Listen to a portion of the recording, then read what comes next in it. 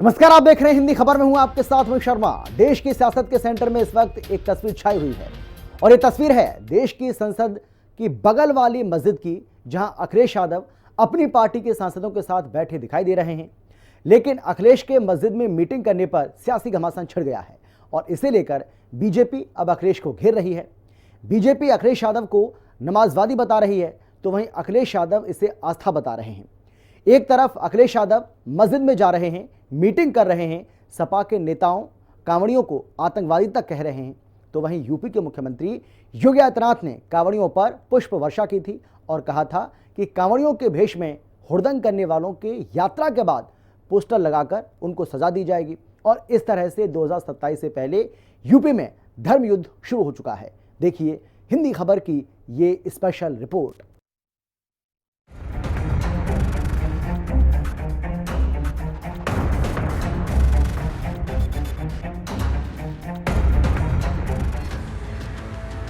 धर्मपथ पर योगी अखिलेश की मजहबी सेटिंग। योगी ने कांवड़ियों पर बरसाए फूल, अखिलेश ने की मस्जिद में मीटिंग। अखिलेश की मस्जिद वाली आस्था बीजेपी ने नमाजवादी कहकर घेरा। वोट बैंक का सियासी खेल, 2027 से पहले यूपी में धर्म युद्ध।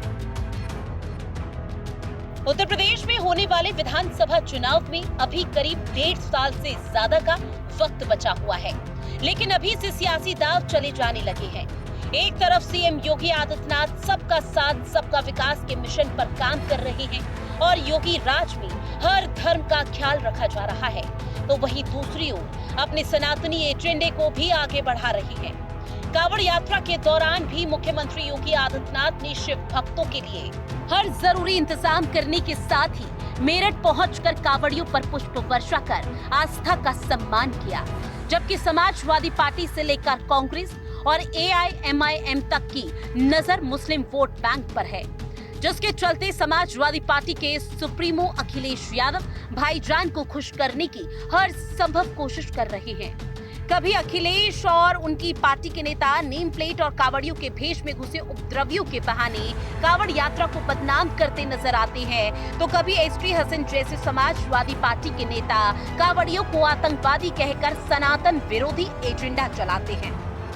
और अब अखिलेश अपने करीब 1 दर्जन सांसदों के साथ मस्जिद में मीटिंग कर तुष्टिकरण की राजनीति करते हुए नजर आए।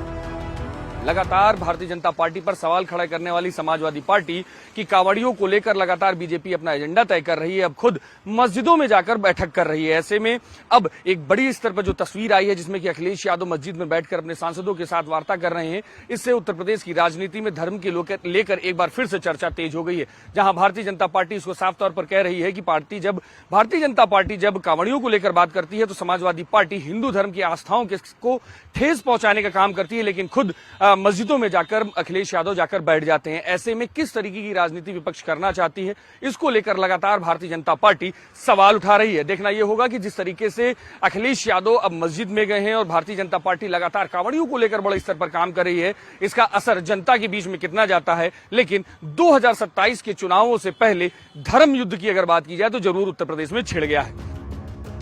उत्तर प्रदेश में साल 2017 से बीजेपी की सरकार है। योगी राज में प्रदेश का चौतरफा विकास हो रहा है और सनातन का झंडा भी शान से लहरा रहा है। बीजेपी को उम्मीद है कि 2017 और 2022 की तरह ही 2027 में भी प्रदेश में कमल ही खिलेगा और योगी हैट्रिक लगाकर एक बार फिर से उत्तर प्रदेश के मुख्यमंत्री बनेंगे, जिससे विरोधी खेमे में खलबली मची हुई है। बीजेपी की ओर से लगातार अखिलेश यादव पर मुस्लिम तुष्टीकरण और जाति की राजनीति का आरोप लगाया जाता रहा है और अखिलेश यादव का भी सियासी एजेंडा भी काफी हद तक इसी के इर्द गिर्द घूमता रहता है, जिसमें अखिलेश की मस्जिद वाली मीटिंग ने बीजेपी को समाजवादी पार्टी पर हमला करने का एक और मौका दे दिया। दरअसल अखिलेश यादव ने 22 जुलाई को संसद भवन की मस्जिद में पार्टी सांसदों के साथ एक बैठक की थी। समाजवादी पार्टी के सांसद और इमाम मोहिबुल्लाह ने ये बैठक आयोजित की थी, जिसमें सपा अध्यक्ष अखिलेश यादव के साथ उनकी पत्नी और सपा सांसद डिंपल यादव भी मौजूद रही। साथ ही एसपी सांसद धर्मेंद्र यादव, जियाउर रहमान बर्क समेत कई और दूसरे सांसद भी मौजूद रहे। इतना जरूर है कि इंडिया गठबंधन में सब कुछ ठीक नहीं है वहाँ पर इस मुसलमान जिसे वोट बैंक वो मानते हैं कि साहब उसके बंटवारे को लेकर झगड़ा है, तो हर रोज उन्हें कुछ ना कुछ ऐसा करना है कि उस वोट बैंक को कौन ज्यादा अपनी तरफ करे, ठीक है। इस बात को लेकर के वो इस तरह के काम करते हैं। तो वो इंडिया गठबंधन के अंदर मुसलमान वोटों को लेकर के ये झगड़ा चलता है। जी चाहे मस्जिद जाए और चाहे मंदिर जाए और चाहे रात अंधेरे किसी नदी में स्नान कर ले, इस सबसे कुछ होने वाला नहीं। उत्तर प्रदेश में 2027 में योगी आदित्यनाथ के नेतृत्व में पुनः भारतीय जनता पार्टी की सरकार बने जा रही। लोग अपने कार्य व्यवहार से सरकार का आचरण देखते हैं। सरकार जनता के द्वारा जनता के लिए चुनी जाती है, ना कि मस्जिद और मंदिर में बैठक करके वो कोई आचरण और व्यवहार दिखाते हैं। मुझे लगता है कि 2027 के चुनाव में जनता का आशीर्वाद हमारे साथ लगातार बना। बीजेपी मस्जिदों को तोड़ने का काम करती है, बीजेपी मुद्दों से भटकाने का काम करती है, बीजेपी भेदभाव नफरत की सियासत करती है। वो मोहब्बत और आस्था की अहमियत और कीमत क्या समझ सकते हैं जिन्होंने अपनी हजारों साल की तहजीब और संस्कृति को खुद ही बुला दिया हो। मस्जिद में हमने रिक्वेस्ट की थी एक विजिट करने के लिए, एक मुख्तसर सा वक्त था और जिसमें ये था कि भाई सिर्फ मस्जिद को देख आए।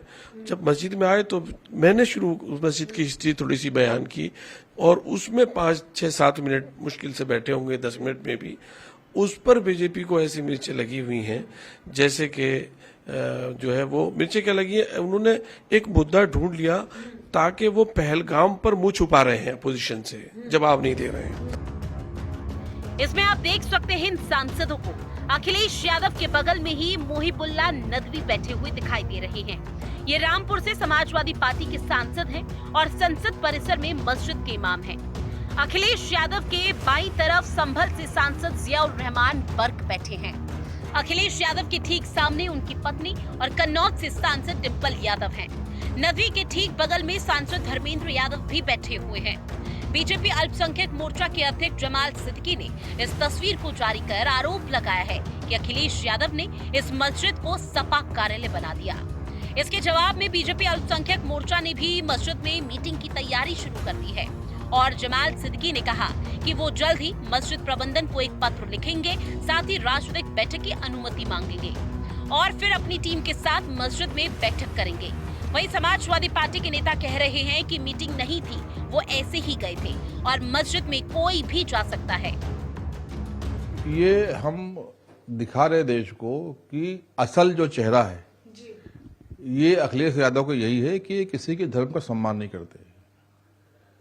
जो कृत्य अखिलेश यादव जी ने मस्जिद में जाकर किया है, इससे मुसलमान के धार्मिक भावनाओं को आहत हुआ है। मस्जिद में हो या किसी भी धार्मिक स्थल पर प्रवेश लेने का अपना एक आदर्श आचार संहिता होता है। मैं उनसे पूछना चाहता हूं कि अखिलेश जी, क्या आप पाक साफ थे? क्योंकि मस्जिद में जाने के लिए पाक साफ होना जरूरी है। मस्जिद में जाने के लिए वजू बनाना जरूरी होता है। तो क्या अखिलेश यादव जी आपने वजू बनाया था?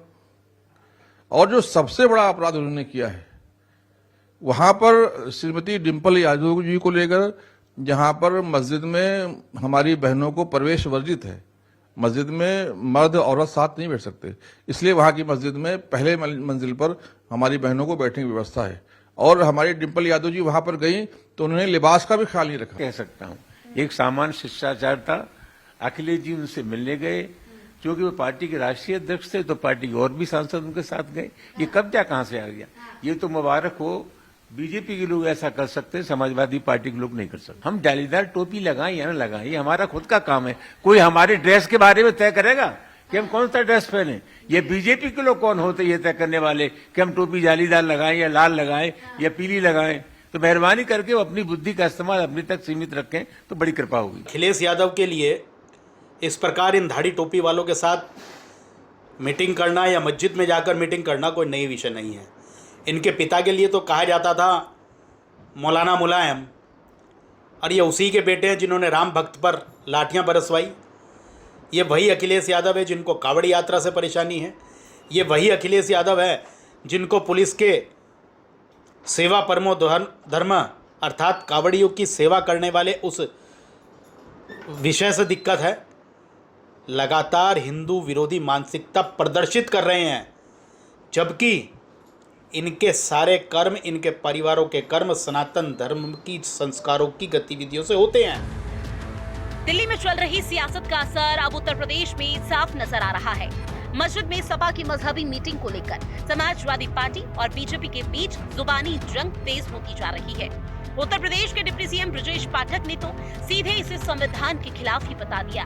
ब्रजेश पाठक ने कहा कि समाजवादी पार्टी के मुखिया और समाजवादी पार्टी हमेशा संविधान का उल्लंघन करते रहे हैं।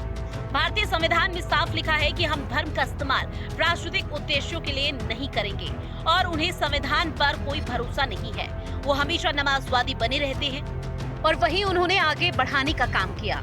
वहीं बीजेपी की ओर से उठे हुए सवालों को लेकर सपा के अध्यक्ष अखिलेश यादव ने कहा कि आस्था जोड़ती है और जो आस्था जोड़ने का काम करती है हम उसके साथ हैं, जबकि भाजपा का हथियार धर्म है।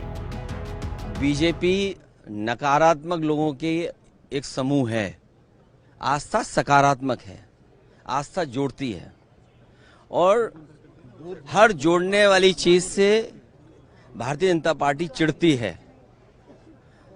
उनको नकारात्मकता चाहिए, आस्था सकारात्मक लोगों के साथ है, आस्था जोड़ती है, आस्था भाईचारा लाती है, आप आस्था आपस में प्रेम व्यवहार सम्मान बढ़ाते हैं और कोई भी धार्मिक स्थान कभी नकारात्मकता नहीं ला सकता, निगेटिविटी नहीं ला सकती। पॉजिटिविटी सकारात्मक होना ये भारतीय जनता पार्टी को चिढ़ाता है। कोई अच्छी बात करोगे आप जोड़ने की, सम्मान की, व्यवहार की, तो वो चिढ़ते हैं। समाजवादी पार्टी के मुखिया और समाजवादी पार्टी हमेशा संविधान का उल्लंघन करते रहते हैं। भारतीय संविधान स्पष्ट कहता है कि राजनीतिक कार्यों के लिए हम धर्म का इस्तेमाल नहीं करेंगे और उनका संविधान पर कोई भरोसा नहीं है। हमेशा वो नमाजवादी बने रहते हैं और वही उन्होंने आगे बढ़ाने का काम किया है। अखिलेश यादव की मस्जिद वाली मीटिंग को लेकर न सिर्फ बीजेपी हमलावर है, बल्कि इस बैठक का उत्तराखंड वक्फ बोर्ड ने भी विरोध दर्ज कराया। बोर्ड के अध्यक्ष शादाब शम्स ने इसे मुसलमानों की भावनाओं को आहत करने वाला बताया और अखिलेश यादव से माफी मांगने के लिए कहा। उन्होंने कहा कि मस्जिदें आस्था का केंद्र होती है, यहाँ नमाज पढ़ी जाती है, न कि सियासी चर्चाएं की जाती है। साथ ही उत्तराखंड वक्फ बोर्ड के अध्यक्ष ने मस्जिद में मीटिंग की तस्वीरों के बारे में झूठ बोलने के लिए धर्मेंद्र यादव को भी निशाने पर लिया, जिससे उन्होंने कहा था कि ये तस्वीर नदवी के दिल्ली आवास पर ली गई है। देखिए, मुझे लगता है कि तुष्टीकरण की राजनीति इतनी निचले स्तर पर पहुंच जाएगी हमने सोचा नहीं था। जहां एक तरफ पार्लियामेंट का सेशन प्रारंभ हो रहा है, वहीं अखिलेश यादव अपने सांसदों के साथ मस्जिद जो पार्लियामेंट के अंदर है उसके अंदर बैठकर अपनी पॉलिटिकल मीटिंग कर रहे हैं। अब क्या अखिलेश यादव पार्लियामेंट की मस्जिद को अपनी पार्टी का हेडक्वार्टर समझ रहे हैं या उन्होंने अपना हेडक्वार्टर बना लिया है? उबैदुल्ला नदवी, धर्मेंद्र यादव, अखिलेश यादव जी, बर्क साहब, तमाम सांसद जिस तरह से फोटो सामने आए हैं और उसमें उनके नेता झूठ ट्वीट कर रहे हैं और ये कह रहे हैं कि हम उबैदुल्ला नदवी के घर पर बैठे थे। मस्जिद का फोटो डालते हो, मिंबर से राजनीति करते हो, मिंबरों पर बैठकर बेवकूफ बनाते हो मुसलमानों को और यहाँ से पॉलिटिकल मैसेज देने की कोशिश करते हो और दूसरे लोगों के ऊपर आरोप लगाते हो। ये असली चेहरा अखिलेश यादव का है। तो इसके लिए अखिलेश यादव को और उबैदुल्ला नदवी को और तमाम सांसदों को समाजवादी पार्टी के माफी मांगनी। जो है ये सावन का महीना जो है ये शिव जी का महीना बोला जाता है। पूरे भारत वर्ष में जितने हमारे शिव भक्त हैं वो आप देखिए सड़कों पर आकर के कांवड़ लेकर के जा करके भगवान शिव की जो है जल अभिषेक करते हैं और ये लोग बराबर उस कांवरियों के खिलाफ में ये लोग बयानबाजी समाजवादी पार्टी करती रही है। तो एक तरह से वो अपना संदेश देना चाहते हैं, एक वोट लेने के लिए, एक धर्म विशेष का खुश करने के लिए वहां से जा करके एक वो संदेश देना चाहते हैं कि हम जो है हम कांवरियों के साथ नहीं हैं, हम आपके साथ हैं और क्योंकि एक वोट बैंक उनको प्राप्त होता रहे और इसलिए ऐसा कर रहे हैं। ये नमाजवादी पार्टी जो पीडीए की बात करती है, इनका एक नेता आजम खान भीमराव अम्बेडकर के बारे में अपमानजनक टिप्पणी करता है भरी सभा में और कहता है कि जो ये अम्बेडकर उंगली से संकेत कर रहे हैं, ये अम्बेडकर ये कहना चाह रहे हैं कि इनकी उंगली जहाँ जहाँ तक जाएगी ये सारी ज़मीन उनकी है। इस तरह के भद्दे निम्न स्तर के शब्द समाजवादी पार्टी ने डॉक्टर भीमराव अम्बेडकर के बारे में यूज़ किए थे। ये अपराधों से भरी पार्टी जो हमेशा हिंदू मान्यताएं, हिंदू धर्म के बारे में हमेशा निम्न स्तर की बातें करते हैं, रामचरितमानस की प्रतियां फाड़ते आए हैं, अब ये कांवड़ियों के पीछे पड़ चुके हैं, पागल रहते हैं। केवल एक उद्देश्य, साम दाम दंड भेद, किसी तरह से मुसलमानों को खुश करके इन नमाजवादी पार्टी विधर्मियों को सत्ता प्राप्ति हो।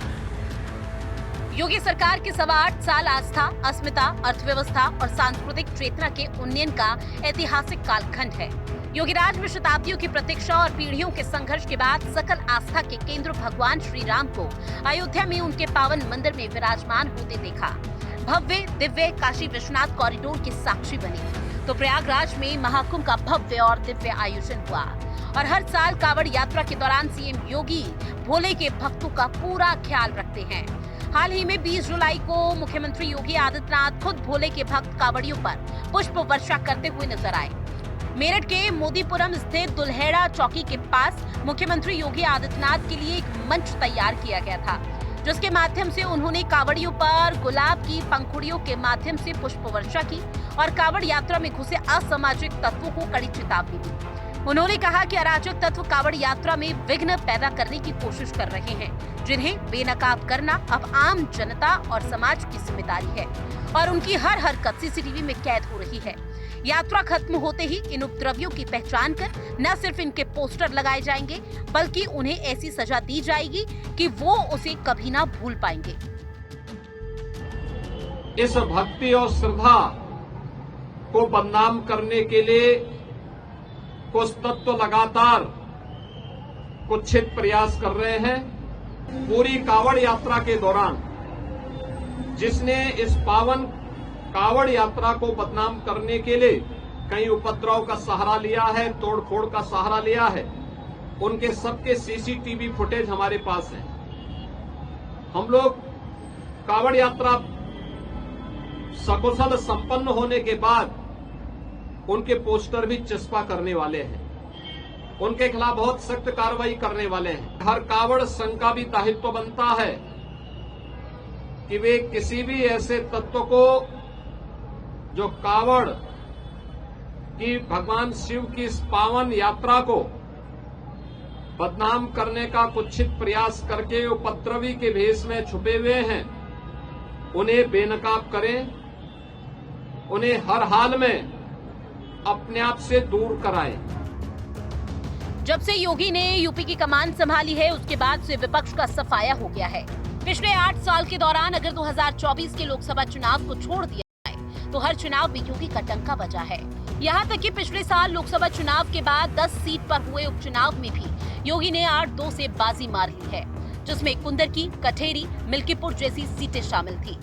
पिछले कुछ समय से जिस तरह से सीएम योगी आदित्यनाथ हिंदुत्व की हार्ड लाइन खींचते जा रहे हैं, सनातन विरोधियों पर करारा प्रहार करते जा रहे हैं, उससे विपक्ष की बेचैनी भी बढ़ती जा रही है।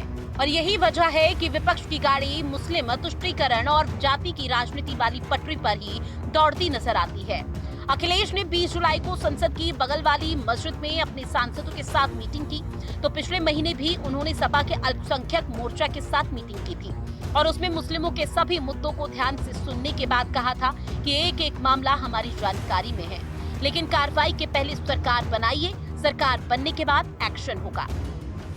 यही तय किया हम लोगों ने कि उनके और हमारे साथियों के सुझाव आएंगे, उनकी समस्या आएंगी तो उनके समाधान के लिए हम लोग काम करेंगे और एक डॉक्यूमेंट तैयार करेंगे जो आने वाले समय में हमारे समाजवादी पार्टी के मैनिफेस्टो में शामिल होगा। समाजवादी पार्टी का बहुत महत्वपूर्ण संगठन है और संगठन में जो हमारी आपकी बातचीत हुई है, एक दूसरे ने जो सुझाव दिए और कुछ साथी लिख करके भी देके जाएंगे, हम समाजवादी पार्टी के लोग उन तमाम सुझावों को अमल करेंगे। उन सुझावों के लेकर के हम पार्टी के लोग उनको कार्यक्रम भी बनाने का काम करेंगे। सारे सुझाव तो आ चुके हैं, भैया ने सुन लिए हैं, वो खुद भी जानते हैं।